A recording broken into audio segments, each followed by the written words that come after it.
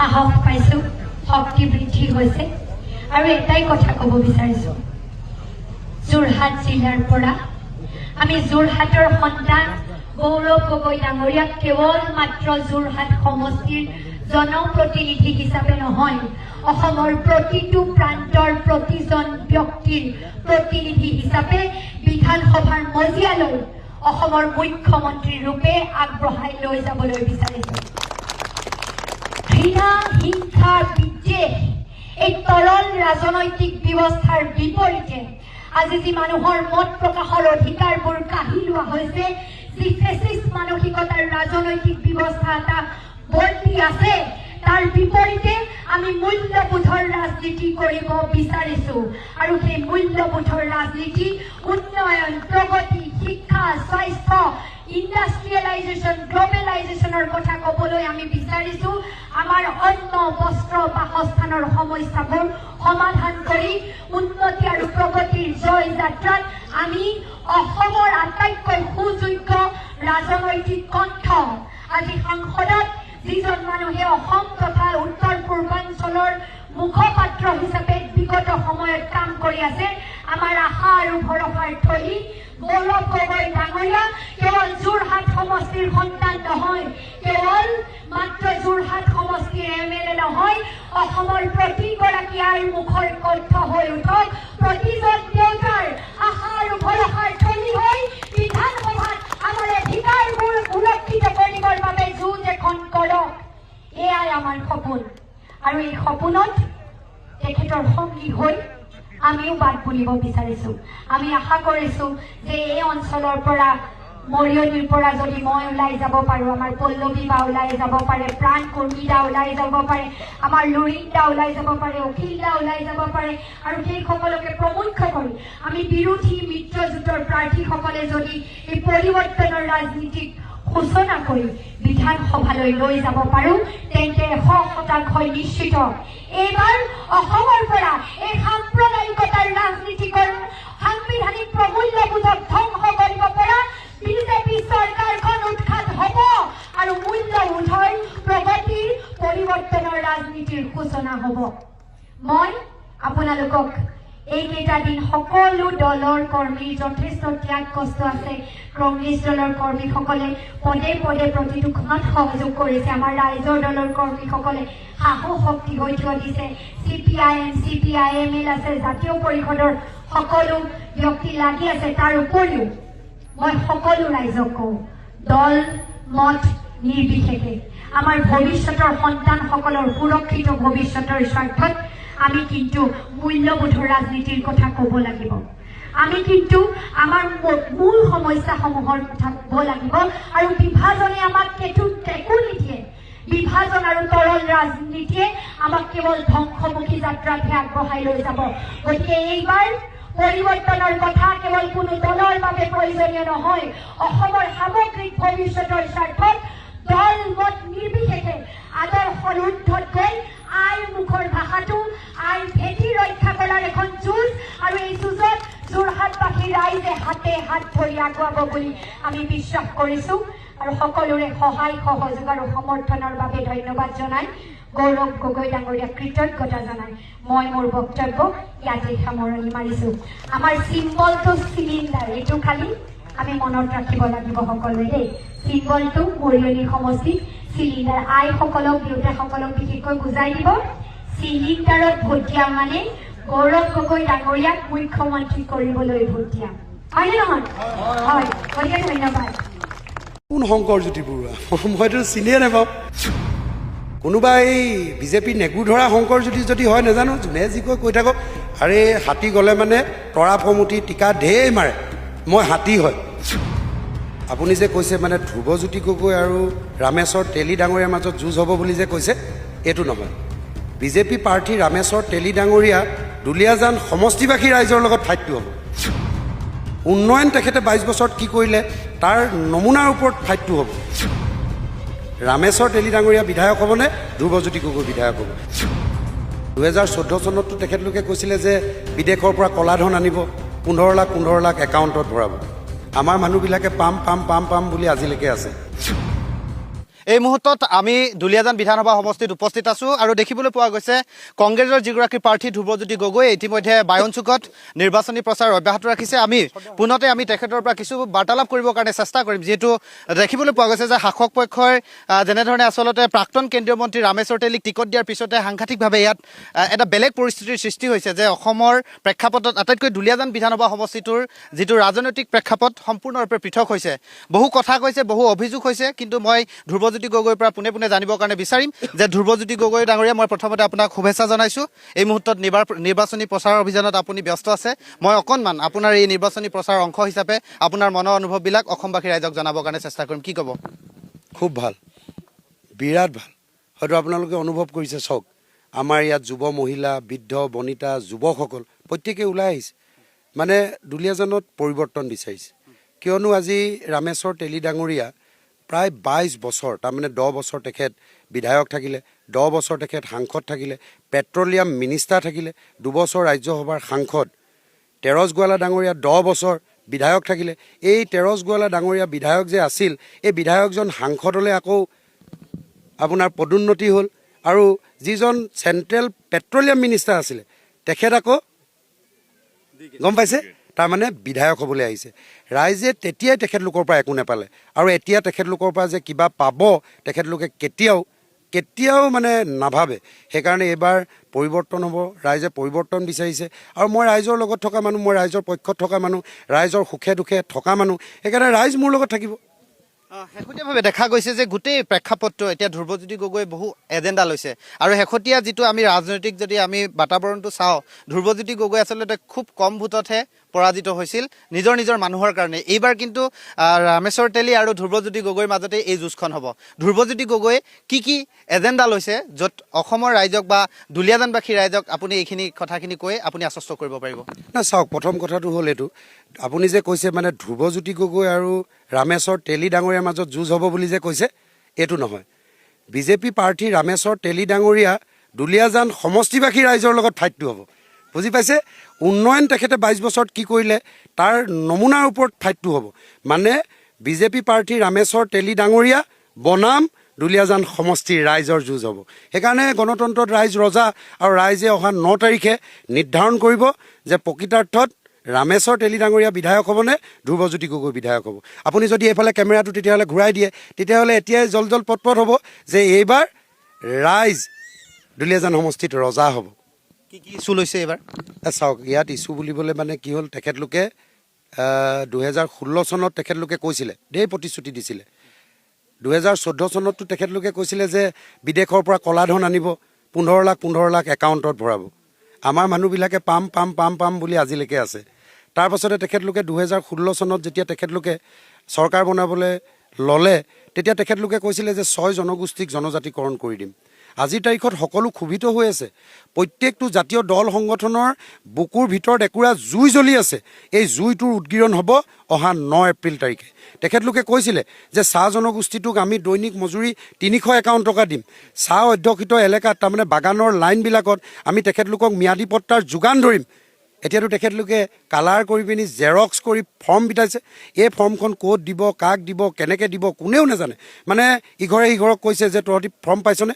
বোলে নাই পোৱা, ল তহঁতক ফৰ্ম দিছোঁ, ইটোৱে তেনেকৈ কৈ ফৰ্ম বিটোৱাৰ এটা এই নিৰ্বাচনৰ কাৰণে তেখেতলোকে ৰণকৌশল বনাইছে। আৰু তেখেতলোকৰতো ভয় ভাবুকি ঢেৰ, কিন্তু এইবাৰ ভয় ভাবুকিকো নেওচি এই ৰাইজ ওলাই আহিছে। কি কাৰণে? ৰাইজে দুলীয়াজানত পৰিৱৰ্তন বিচাৰিছে। আৰু এটা কথা, এইবাৰ নতুন প্ৰজন্মৰ যিসকল ছোৱালী বিয়া হৈ গৈছে, তেখেতলোকে মোক কৈছে, ধ্ৰুৱদা, চৰকাৰখনে কৈছিলে যে আমাৰ বিয়া হ'লে মানে এটোলা চৰকাৰখনে সোণ দিব। আমি নেপালোঁ নহয়, এইবাৰ বিজেপিক নিদিওঁ। এইবাৰ ধ্ৰুৱদাক দিম, আৰু কংগ্ৰেছৰ হাতৰ চিনত ভোট দিম, আৰু ৰাইজক জয় কৰাম। দেখা যায় যে প্ৰাক্তন ছাত্ৰ নেতা শংকৰজ্যোতি বৰুৱাই আপোনাৰ বিৰুদ্ধে আচলতে ভয়ংকৰ অভিযোগ তুলি নিৰ্বাচনী প্ৰচাৰ চলাইছে যে অইল ইণ্ডিয়া লিমিটেডত চাকৰি দিয়াটো ইমান সহজ নেকি, বা ধ্ৰুৱজ্যোতি গগৈক আচলতে কটাক্ষ কৰিছে। সেইগৰাকী নেতাক আপুনি কিবা প্ৰত্যুত্তৰ দিব নেকি? মানে কোন শংকৰজ্যোতি বৰুৱা? মইতো চিনিয়ে নাপাওঁ। কোনোবা এই বিজেপি নেগুৰ ধৰা শংকৰজ্যোতি যদি হয় নাজানো, যোনে যি কৈ থাকক। আৰে হাতী গ'লে মানে তৰা ফমুঠি টিকা ঢেৰ মাৰে। মই হাতী হয়, আৰু সঁচা কথা ক'বলৈ গ'লে ৰাতিটো মই বাঘ হৈ ওলাওঁ। আৰু এটা কথা কি, বাঘ এইটো কাৰণে হৈছোঁ যে মানে দুলীয়াজানবাসী দুলীয়াজান সমষ্টিবাসী ৰাইজ মোৰ লগত আছে। তো মোৰ লগত থকাৰ পিছত মই হাতী নহয় ৰাতি বাঘ হৈ ওলাওঁ। কোনে কি কয় মোক কোৱাৰ কোনো প্ৰয়োজন নাই। যোনে যি কয় কৈ থাকক। হাতীয়ে হাতীৰ জেগাত যাব আৰু ৰাতি বাঘ হৈ মোক এবাৰ ৰাইজে প্ৰক্ষেপ কৰিব দুলীয়াজানত। অহা 9 তাৰিখে ভোট সাব্যস্ত কৰিব আৰু দুলীয়াজানত ৰাইজৰ উন্নতি হ'ব। শুভেচ্ছা জনাইছোঁ। থেংক ইউ আপোনালোককো শুভেচ্ছা জনালোঁ। আপোনালোকে এটা কথা ভাবিছেনে? কাকদিনা ডোঙা নিচিনা নৈখনত, সৰু নৈখনত বিশাল সাগৰ আকৃতিৰ কংগ্ৰেছ ধৰিবনে বাৰু? তেখেতে কংগ্ৰেছত ভোগ দখল কৰি হিমালয় সদৃশ ধন সম্পদ গোটাই যোৱা মানুহজনীয়ে কংগ্ৰেছত এটা পৰিচয় পোৱাৰ পিছত কংগ্ৰেছৰ মহিমা আৰু কংগ্ৰেছৰ বিশালতাক বুজি নাপালে। আমি কংগ্ৰেছক ব্ৰহ্মপুত্ৰত পেলাই দিলেও নধৰে। সাগৰখন ব্ৰহ্মপুত্ৰত ধৰিব নেকি? কাকডোঙা কথা ক'লে ভুল হয় নে নহয় কওকচোন? তেওঁ যিকেইটা ৰাস্তা বনাইছিলে, অজন্তা নেওগে যিকেইটা ৰাস্তা বনাইছিলে, সেই ৰাস্তাকেইটা তেওঁ প্ৰথম মন্ত্ৰীত্ব হওঁতে বনাইছে নেকি? নে দ্বিতীয়ত হওঁতে তৃতীয়ত হওঁতে বনাইছে? সেইকেইটা কংগ্ৰেছৰ দিনত বনোৱা। তেওঁ নতুন ৰাস্তা এটা ক'ত বনালে মোক কওকচোন? হাবি ভাঙি মাটি উঠাই এটা নতুন ৰাস্তা ক'ত বনালে অজন্তা নেওগে মোক আপোনালোকে দেখুৱাই দিয়ক। কংগ্ৰেছে বনোৱা ৰাস্তাটোতে এটা প্ৰলেপ দি কমিশ্যন খাইছে। তেখেতসকলে আজিকালি কমিশ্যন খাবলৈ কাম কৰে। 10% কমিশ্যন। জল জীৱন কোটি কোটি টকা আনিলে পানী নোলায়। আজি ক'ত পানী ওলোৱা দেখিছে? ৰাইজে শ্লোগান দিছে নল আছে জল নাই। চৰকাৰী টকা অপচয় কৰা নাই নেকি? গতিকে তেখেতৰ ভুল কথাটো আপোনালোকে ধৰি আছে। এইটো ভুল বাৰ্তাটো কিয় দিছে আপোনালোকে ক'ব লাগে যে অজন্তা নেওগে এটা ভুল কথা কৈছে। ভুল কথা হয়নে নহয়? কংগ্ৰেছৰ নিচিনা সাগৰসম এটা দলক কাকডোঙাত উটুৱাই দিব, এইখন সাম্যক জ্ঞান নাই অজন্তা নেওগৰ। মই ধিক্কাৰ দিছোঁ তেখেতক। হিমন্ত বিশ্ব শৰ্মাৰ সেই সৰু ল'ৰাটোৰ 18টা কোম্পানী আছেনে নাই? তেওঁলোকে সোণৰ চামুচ লৈ চুকাফাৰ নিচিনাকৈ সোণৰ জখলাই দি পাটকাই দি নামি আহিছিলে নেকি? অজন্তা নেওগে ইয়াৰ টকাৰে আমাৰ তেজ উহি পেলাই ল'ৰাকেইটাৰ নামত কোম্পানী বনাইছে, সম্পত্তি বনাইছে। গতিকে এই কথাটো আপোনালোকে মোতকৈ ভালকৈ জানিব। আৰু সংবাদ মাধ্যমত এইটো প্ৰকাশ পাই আছে। ময়ো কোৱা শুনিছোঁ বহু বিল্ডিং আছে, ভাৰতবৰ্ষৰ বিভিন্ন ঠাইত সম্পত্তি আছে। আৰু তেখেতসকলে এটা বিল্ডিঙৰ মূল্য 120 কোটি টকা বুলি কৈছে। গতিকে টকাবোৰ ক'ব পালে? মোৰ এটা ডাঙৰ প্ৰশ্ন আপোনালোকৰ প্ৰতি। যিগৰাকী মানুহে 25 বছৰত বিধানসভাত নাগালেণ্ডৰ সীমা সমস্যাৰ কথাটো ক'ব নালাগে। আপোনালোকৰ মেৰাপানীত এতিয়া এটা গুলি ফুটিলে ছাটাৰ নেপুলকে জীৱনটো ইয়াত থৈ দেহাটো এইফালে পলাব লগা অৱস্থা হয়নে নহয়? এতিয়া ফুটহিলছত 2টা গুলি ফুটকচোন, আপোনালোকৰ মেৰাপানী ছাটাৰ নেপুলকে চব পলাই যাব। অজন্তা নেওগে 25 বছৰত এটা সীমা সমস্যাৰ কথা উত্থাপন কৰিছিলে নেকি বিধানসভাত? আপোনালোকে জানেনে?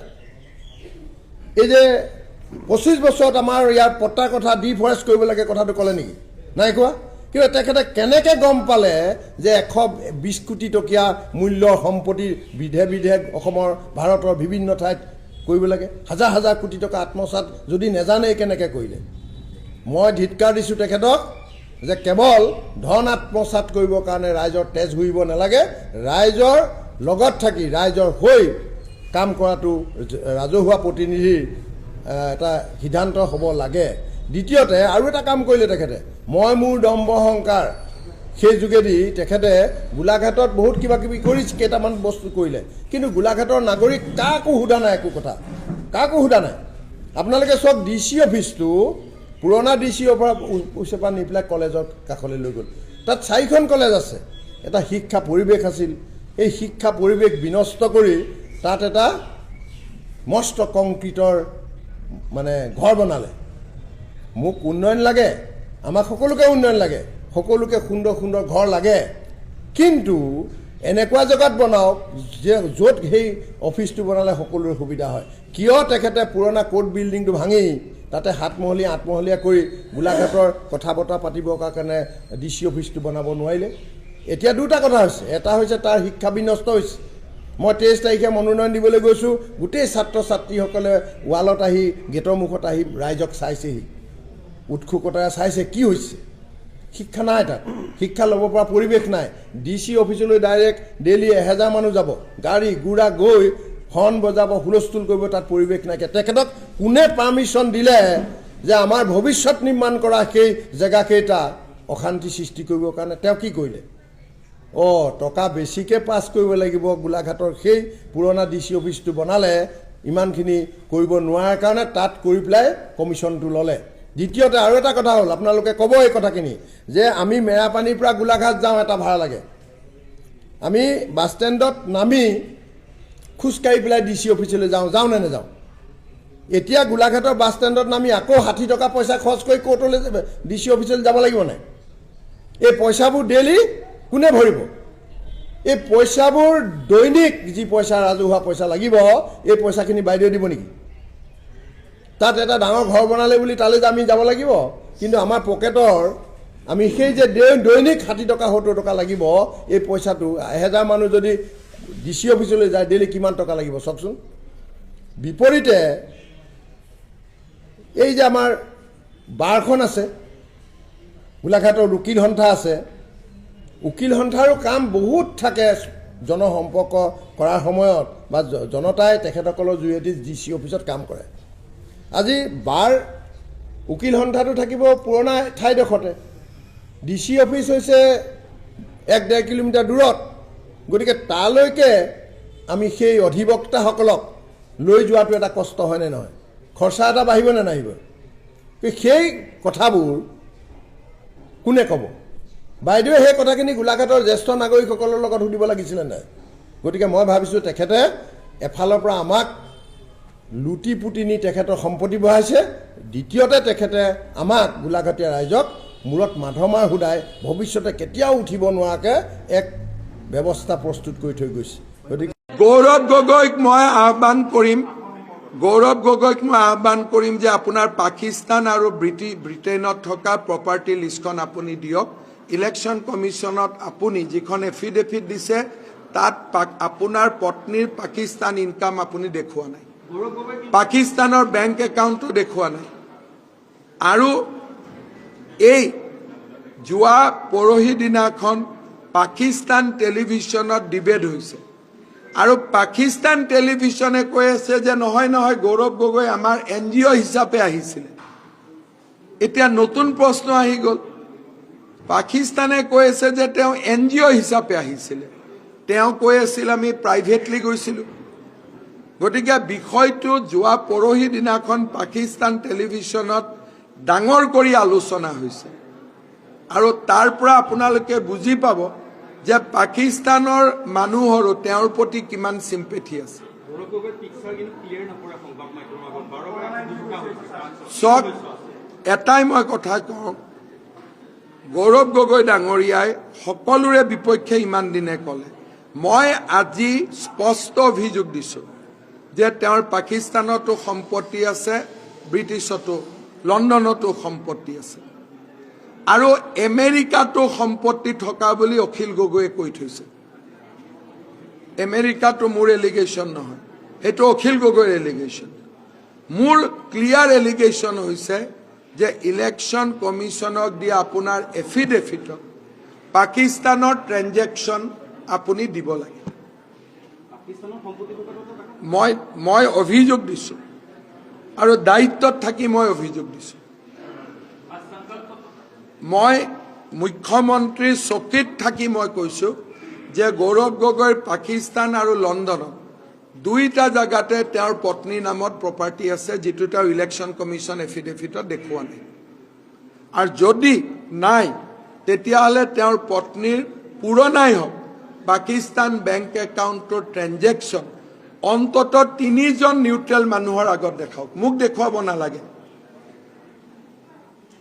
নিতুমণি শইকীয়া মৃণাল তালুকদাৰ আৰু প্ৰশান্ত ৰাজগুৰু মোক নালাগে নিতুমণি শইকীয়া মৃণাল তালুকদাৰ প্ৰশান্ত ৰাজগুৰু এই 3জন ব্যক্তিৰ সন্মুখত লাগিলে অদীপ ফুকনকো লওক এই 4জন ব্যক্তিৰ সন্মুখত তেওঁৰ পাকিস্তান বেংক একাউণ্টৰ গোটেই ডিটেইলছটো দেখুৱাওক মই তেওঁক প্ৰত্যাহ্বান কৰিছোঁ আৰু এই 4জন মানুহে আহি তাৰ পিছত সংবাদ মাধ্যমক কওক যে নাই তেওঁৰ একো নাই হিমন্ত বিশ্ব শৰ্মাৰ অভিযোগ মিছা মোক দেখুৱাব মই কোৱা নাই কাক কাক কৈছোঁ, নিতুমণি শইকীয়া, মৃণাল তালুকদাৰ, প্ৰশান্ত ৰাজগুৰু, লাগিলে অদীপ ফুকনকো মাতি মোৰ বিৰোধী গোটেইকেইজন, আৰু এই 4জন মানুহৰ আগত গোটেই একাউণ্টটো দেখুৱাওক।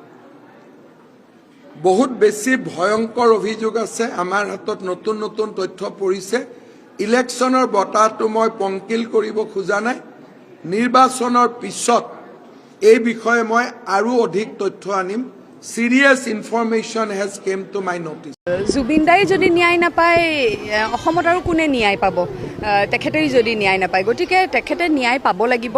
বা প্ৰকৃততে কি হৈছিলে সেইখিনি সময়ত আজি গৰিমা বৈও হয়তো সেই প্ৰশ্ন উত্থাপন কৰিছে যে প্ৰকৃততে সেইখিনি সময়ত ছিংগাপুৰত কি হৈছিলে, সেই কথাখিনি আমি জানিব বিচাৰোঁ। গতিকে সেই কথাখিনি সেইখিনি সময়ত যিসকল লোক আছিলে লগত, সেই বোটখনতে হওক ইয়টখনতে হওক, তেওঁলোকে নিশ্চিতভাৱে ভালকৈ ক'ব পাৰিব। গতিকে সেই কথাবিলাক স্পষ্ট হ'ব লাগে অসমীয়া ৰাইজৰ মাজত, কাৰণ প্ৰাণৰ শিল্পীক হেৰুৱাইছে। সেই আৱেগ আমি আচলতে কেতিয়াও আমি সেই কথা পাহৰিব নোৱাৰোঁ। সেই বিষ, সেই বেদনা আমি কেতিয়াও পাহৰিব নোৱাৰোঁ। সেয়া কেতিয়াও আমাৰ মনৰ পৰা আঁতৰ নহয়। গতিকে এই ক্ষেত্ৰত আজি যদিও বা নিৰ্বাচনীৰ এক পৰিৱেশ গোটেই ৰাজ্যতে, মই ভাবোঁ আগন্তুক যিয়ে চৰকাৰ গঠন নকৰক কিয়, চৰকাৰ আহিব যাব কি হ'ব নাজানো, কিন্তু জুবিন দা আমাৰ চিৰবিৰাজমান আৰু সদায় থাকিব, আৰু সেই ন্যায়ৰ প্ৰক্ৰিয়া সম্পূৰ্ণ হ'বই লাগিব। বাহিৰত ওলাই আছে যে বাগানৰ ভোট কংগ্ৰেছে নাপায়, এইটো নহয়। আমি বাগানত আমি 60% ওপৰত আমি ভোট পাম। আমি বাগানবিলাকত বিভিন্ন জেগাত আমি মিটিং মাৰিছোঁ, ভোট কেন্দ্ৰত মিটিং মাৰিছোঁ, যথেষ্ট আমি সঁহাৰি পাইছোঁ। মানুহে বুজি উঠিছে যে বিজেপি নেতাবিলাকে বা মুখ্যমন্ত্ৰীয়ে যিবিলাক মিছা ফাঁকি কথা কৈ তেওঁলোকে ভোট ল'লে, এতিয়া আকৌ নতুন নতুন মিছা কথা ক'বলৈ আৰম্ভ কৰিছে। লাও চিকুটি বুঢ়া কৰে বুলি কথা এষাৰ আছে। তেওঁলোকে মিছা কথা কৈ তেওঁলোকে নিজে নিজে ধৰা পৰি গৈ আছে। গতিকে মানুহ সজাগ, আৰু আদিবাসীও আজিকালি বহুত শিক্ষিত যুৱক যুৱতী এতিয়া আগবাঢ়ি আহিছে। তেওঁলোকে এই সমস্যাবিলাক ভালকৈ ৰাইজক বুজাই দিছে। নাই, মুখ্যমন্ত্ৰী দুবাৰকৈ অহাৰ কাৰণটোৱে হ'ল যে কংগ্ৰেছক ভয় খাইছে। আৰু তেওঁ যিটো তেওঁলোকে এটা এইটো কি ক'ব, ৰেলী উলিয়ালে। এই ৰেলীটোতো অকল লখিমপুৰৰ মানুহ নহয়। তেওঁ নাওবৈচাত মিটিং মাৰিলে, নাওবৈচাত তেওঁৰ লগত মানুহ আহিলে, ৰঙানদীৰ পৰা আনিছে, বিহপুৰীৰ পৰা আনিছে। কিন্তু আমিতো তেনেকুৱা কাম নকৰোঁ। তেওঁলোকে প্ৰাথমিক ভোট কেন্দ্ৰৰ ক'ৰবাত মিটিং এখন মাৰিলেও বাহিৰৰ পৰা লগত গাড়ীত ভৰাই মানুহ লৈ আহে। আমি সেইটো কাম নাই কৰা। যিবিলাক এতিয়াও ৰাস্তা পদূলি হোৱা নাই, স্বাস্থ্যৰ কাৰণে সুবিধা হোৱা নাই। আগতে বাগানত আমি কংগ্ৰেছ চৰকাৰৰ দিনত কেতিয়াও আমি মদৰ দোকান খুলিবলৈ দিয়া নাছিলোঁ। আজি এই 10 নম্বৰ ভোট কেন্দ্ৰটো এখন মদৰ দোকান খুলি দিলে। এই সৰু সৰু ল'ৰাবিলাক এতিয়া সন্ধিয়া হোৱাৰ লগে লগে তাত মদ খায়, তেওঁলোকৰ ভৱিষ্যত নষ্ট কৰিছে। এইবিলাকতো বেয়া কাম। আমি এইবোৰ বন্ধ কৰিম। আজি বাগানৰ বহুত মহিলা আজি বিধৱা হৈ গৈছে, ডেকা কালতে মদ খাই মৰি গৈছে। গতিকে আকৌ নতুন দোকান খুলি দিছে। গতিকে এইটো কিন্তু ভাল লক্ষণ নহয়। আমাৰ কংগ্ৰেছ চৰকাৰ আহিলে আমি বন্ধ কৰিম। পানীৰ ব্যৱস্থা কৰিম, লাইনৰ বিনামূলীয়া ব্যৱস্থা কৰিবলৈ আমি চেষ্টা কৰিম। মাটি পটা দিবলৈ আমি চেষ্টা কৰিম, খেতি মাটি পটা দিবলৈ আমি চেষ্টা কৰিম। আৰু জুবিন গাৰ্গৰ যি মৃত্যু হ'ল, তেওঁ আজি 6 মাহলৈকে ন্যায় দিয়া নাই। আমাৰ কংগ্ৰেছ চৰকাৰ আহিলে আমি 100 দিনৰ ভিতৰত আমাৰ কংগ্ৰেছ চৰকাৰে জুবিনৰ হত্যাৰ ন্যায় দিব। তেওঁলোকে কি কৰি আছে কওকচোন বাৰু। তেওঁলোকে যিমানবিলাক নিৰ্বাচনী ইস্তাহাৰত অসমৰ ৰাইজৰ কাৰণে, দুখীয়া ৰাইজৰ কাৰণে তেওঁলোকে প্ৰতিশ্ৰুতি দিলে, সেই এটা প্ৰতিশ্ৰুতি তেওঁলোকে ৰক্ষা কৰিব পৰা নাই, আৰু লোকক আঙুলিয়াই মুখ্যমন্ত্ৰীৰ কথাৰ কোনো ভেলু নাই। এই ৰোড শ্ব'য়ে আমাক কোনো হানি কৰিব নোৱাৰে। যোৱাবাৰৰ নিৰ্বাচন আৰু এইবাৰৰ নিৰ্বাচনৰ মাজত এটা আকাশ পাতাল পাৰ্থক্য আছে। যোৱাবাৰ নিৰ্বাচন আৰু এইবাৰৰ নিৰ্বাচনৰ পাৰ্থক্যটো ইমান বেছি পাৰ্থক্য আছে যে দুইটা নিৰ্বাচনক তুলনা কৰাটো প্ৰায় অসম্ভৱ।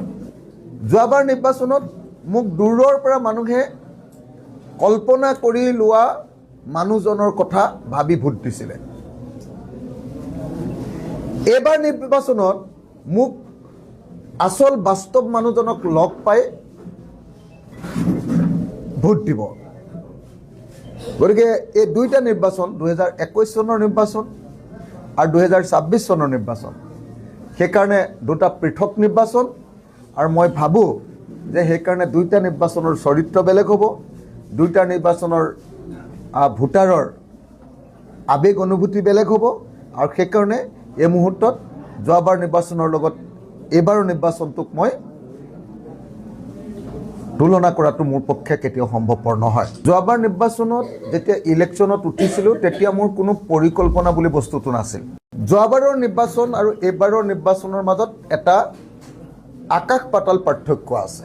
যোৱাবাৰ নিৰ্বাচন আৰু এইবাৰৰ নিৰ্বাচনৰ পাৰ্থক্যটো ইমান বেছি পাৰ্থক্য আছে যে দুইটা নিৰ্বাচনক তুলনা কৰাটো প্ৰায় অসম্ভৱ। যোৱাবাৰ নিৰ্বাচনত মোক দূৰৰ পৰা মানুহে কল্পনা কৰি লোৱা মানুহজনৰ কথা ভাবি ভোট দিছিলে। এইবাৰ নিৰ্বাচনত মোক আচল বাস্তৱ মানুহজনক লগ পাই ভোট দিব। গতিকে এই দুইটা নিৰ্বাচন 2021 চনৰ নিৰ্বাচন আৰু 2026 চনৰ নিৰ্বাচন, সেইকাৰণে দুটা পৃথক নিৰ্বাচন আৰু মই ভাবোঁ যে সেইকাৰণে দুইটা নিৰ্বাচনৰ চৰিত্ৰ বেলেগ হ'ব, দুইটা নিৰ্বাচনৰ ভোটাৰৰ আৱেগ অনুভূতি বেলেগ হ'ব আৰু সেইকাৰণে এই মুহূৰ্তত যোৱাবাৰ নিৰ্বাচনৰ লগত এইবাৰৰ নিৰ্বাচনটোক মই তুলনা কৰাটো মোৰ পক্ষে কেতিয়াও সম্ভৱপৰ নহয়। যোৱাবাৰ নিৰ্বাচনত যেতিয়া ইলেকশ্যনত উঠিছিলোঁ তেতিয়া মোৰ কোনো পৰিকল্পনা বুলি বস্তুটো নাছিল।